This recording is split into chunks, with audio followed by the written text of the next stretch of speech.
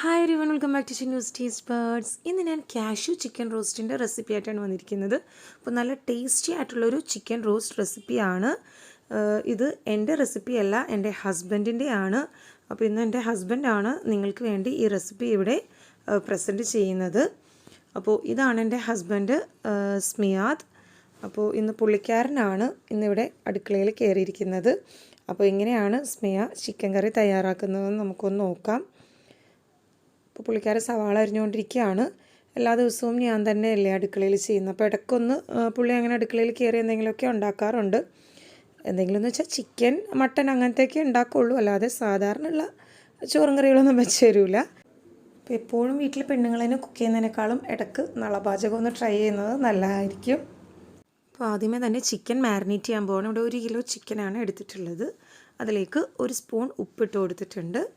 പിന്നെ 1 ടീസ്പൂൺ മുളക് പൊടി,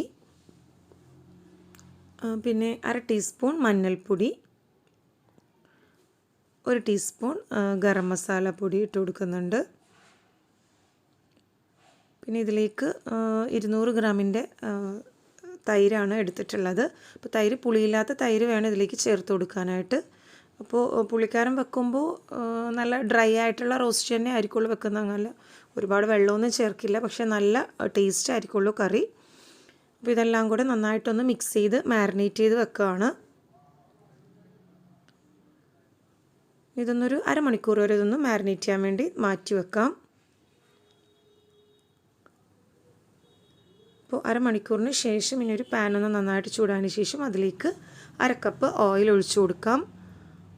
ഓയിൽ നന്നായിട്ട് ചൂടായതിന് ശേഷം അതിലേക്ക് നേരത്തെ അരിഞ്ഞു വെച്ചിട്ടുള്ള സവാളയുടെ ഒരു 4 സവാളയാണ് എടുത്തിട്ടുള്ളത്. അപ്പോൾ എപ്പോഴും ഞാൻ തന്നെ കറി വെക്കുന്നതിനേക്കാളും കുട്ടികൾക്കാണെങ്കിലും ഇഷ്ടമാണ്. ഇടയ്ക്ക് പപ്പ ഉണ്ടാക്കുന്ന കറികൾ കുട്ടികൾക്കാണെങ്കിലും ഭയങ്കര ഇഷ്ടമാണ്. പിന്നെ വേറൊരു പ്രശ്നമെന്ന് വെച്ചാൽ ഇവർ ആണുങ്ങൾ അടുക്കളയിൽ കയറി കറി വെച്ചാൽ ചിലപ്പോൾ മിക്കവാറും ഒരു നേരത്തേക്കുള്ള കറിയേ ഉണ്ടാവുള്ളൂ. നമ്മൾ പെണ്ണുങ്ങൾ വെക്കുമ്പോൾ പിന്നെ 2 നേരത്തേക്ക് കണക്കാക്കിയായിരിക്കും ചിക്കനൊക്കെ കറി വെക്കുന്നത്. അപ്പോൾ ഇവർ വെക്കുമ്പോൾ ഒരു നേരത്തേക്ക് കറി ഉണ്ടാവുള്ളൂ. ഇനി രാത്രി ഞാൻ വേറെ ഫുഡ് എന്തെങ്കിലും ഉണ്ടാക്കേണ്ടി വരും. ഇപ്പോൾ പച്ചമുളക് ഒരു 10 പച്ചമുളകാണ് എടുത്തിട്ടുള്ളത്. ഇതും കൂടെ സവാളയും പച്ചമുളകും കൂടെ നന്നായിട്ടൊന്ന് വഴറ്റിയെടുക്കുക. ഈ ഒരു മിക്സിയുടെ ജാറിലേക്ക് കുറച്ചൊരു 200 ഗ്രാമോളം ഉള്ളി എടുത്തിട്ടുണ്ട്. പിന്നെ ഒരു 50 ഗ്രാം വെളുത്തുള്ളിയും 50 ഗ്രാം ഇഞ്ചിയും കൂടെ ഒന്ന് ചതച്ചെടുക്കുകയാണ്. ഇതൊന്ന് ഒരുപാട് അരഞ്ഞു പോകരുത്, ഈ ഒരു പാകത്തിനൊന്ന് ചതച്ചെടുത്താൽ മതി. പിന്നെ സവാള അത്ര അധികമായിട്ട് വഴറ്റിയിട്ടില്ല. ഒരുവിധം ഒന്ന് സവാളയുടെ നിറം മാറി വന്നപ്പോഴേക്കും ഈ മസാലയും കൂടി ഇതിലേക്ക് ചേർത്ത് കൊടുത്തിട്ടുണ്ട്. ഉള്ളിയും ഇഞ്ചിയും വെളുത്തുള്ളിയും കൂടി ചതച്ചത് ഇതിലേക്ക് ചേർത്ത് കൊടുത്തിട്ടുണ്ട്. സവാള ഞാൻ കറി വെക്കുമ്പോൾ മിക്കപ്പോഴും നല്ല ബ്രൗൺ കളറായിട്ട് വഴറ്റിയെടുക്കും. പുള്ളി അത്ര അധികം വഴറ്റിയെടുത്തിട്ടില്ല. പിന്നെ ഒരു 2 തക്കാളിയും കൂടെ ചേർത്തിട്ടുണ്ട്. തക്കാളിയും കൂടെ ചേർത്ത് നന്നായിട്ട് മസാലയൊന്ന് വഴറ്റിയെടുക്കാം. ഇടയ്ക്ക് ഇങ്ങനെ വീട്ടിലുള്ള സമയത്തൊക്കെ പുള്ളിക്ക് ഇഷ്ടമാണ് അങ്ങനെ കറി വെക്കാനൊക്കെ, ചിക്കനും അങ്ങനെയൊക്കെ കറി വെക്കാനൊക്കെ വളരെ ഇഷ്ടമാണ്. പിന്നെ നല്ല ടേസ്റ്റ് ആയിരിക്കുള്ളൂ സ്മേയ കറി ഉണ്ടാക്കുന്നതും. അപ്പോൾ ആ സമയത്തിന് എനിക്ക് ബാക്കിയുള്ള പണി നോക്കുകയും ചെയ്യാം.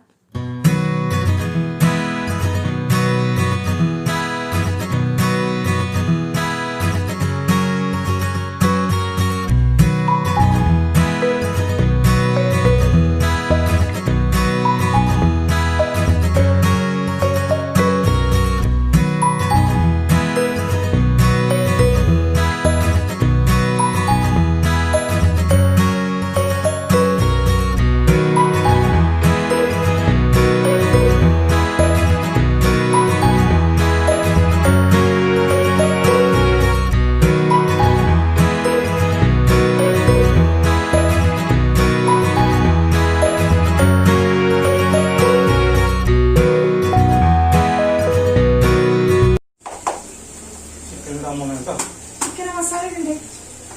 ശരി.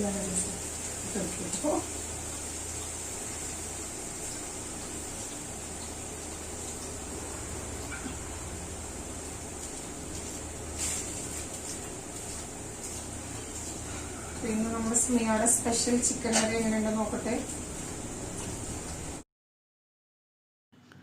അപ്പോൾ ചിക്കൻ മാരിനേറ്റ് ചെയ്തപ്പോൾ തന്നെ ആവശ്യത്തിനുള്ള മസാലയൊക്കെ ഇട്ടിട്ടുണ്ടായിരുന്നു. അപ്പോൾ അതുകൊണ്ട് സവാളയിലേക്കൊന്നും വേറെ മസാലയൊന്നും ചേർക്കുന്നില്ല. ഞാൻ എപ്പോഴും സവാളയിലേക്കാണല്ലോ മസാല ചേർക്കുന്നത്.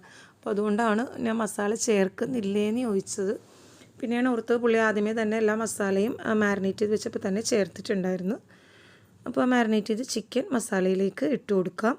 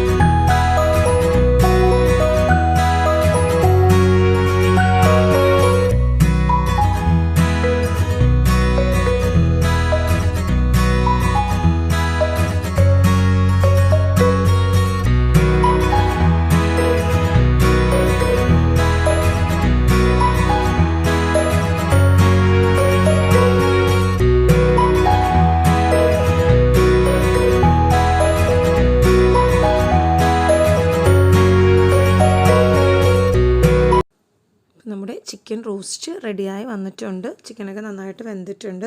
അപ്പോൾ ഉപ്പ് നോക്കിയിട്ട് ആവശ്യമെങ്കിൽ കുറച്ചുകൂടെ ഉപ്പ് ചേർത്ത് കൊടുക്കാം. ആദ്യമേ ഇവിടെ 1 സ്പൂൺ ഉപ്പാണ് ചേർത്തിട്ടുണ്ടായിരുന്നത്. പിന്നെ കുറച്ചുകൂടെ ഉപ്പ് കുറവ് തോന്നിയ കാരണം കുറച്ചുകൂടെ ഉപ്പ് ചേർത്തിട്ടുണ്ടായിരുന്നു. പിന്നെ ഇതിലേക്ക് ഒരു ക്യാപ്സിക്കം ക്യൂബ്സായിട്ട് അരിഞ്ഞതും കൂടെ ചേർത്ത് കൊടുക്കാം.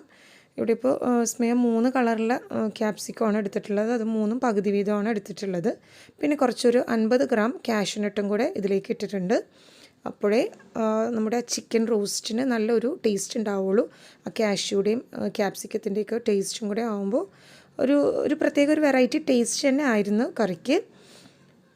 പിന്നെ ഈ ക്യാപ്സിക്കവും കാഷ്യൂസൊക്കെ ഇട്ടതിന് ശേഷം പിന്നെ ഒരുപാട് നേരം കുക്ക് ചെയ്യേണ്ട ആവശ്യമില്ല. പിന്നെ ഒരു ലോ ഫ്ലെയിമിലൊരു 2 മിനിറ്റ് വരെ പിന്നെ ഒന്ന് കുക്ക് ചെയ്തെടുത്തിട്ടുള്ളൂ. കാര്യം ക്യാപ്സിക്കമൊക്കെ ചേർത്ത് പിന്നെ ഒരുപാട് നേരം തിളച്ച് വരുമ്പോൾ ആ ക്യാപ്സിക്കത്തിൻ്റെ നിറമൊക്കെ മാറിപ്പോവും.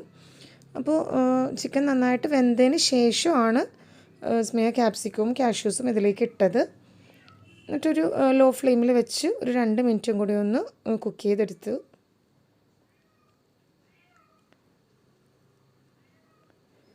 അപ്പോൾ നല്ല ടേസ്റ്റി ആയിട്ടുള്ള ചിക്കൻ റോസ്റ്റ് റെസിപ്പിയാണ്. എല്ലാവരും ട്രൈ ചെയ്ത് നോക്കുക. റെസിപ്പി ഇഷ്ടമായെങ്കിൽ ലൈക്ക് ചെയ്യുക, ഷെയർ ചെയ്യുക. കൂടുതൽ വീഡിയോസിന് വേണ്ടി ചാനൽ സബ്സ്ക്രൈബ് ചെയ്യുക. Thanks for watching my channel.